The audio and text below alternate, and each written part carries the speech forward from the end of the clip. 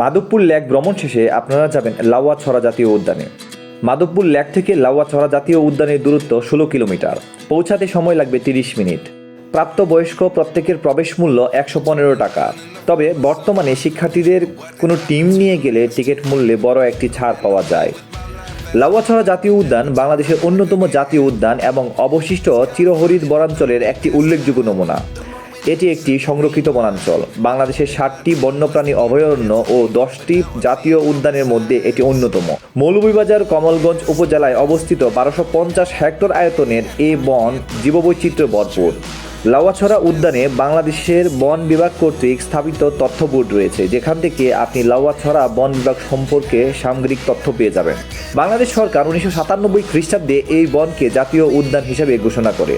এখানে আপনারা বিভিন্ন পয়েন্ট ঘুরে দেখবেন, যেমন shooting point, deep walking street এবং লেবু বাগান ইত্যাদি।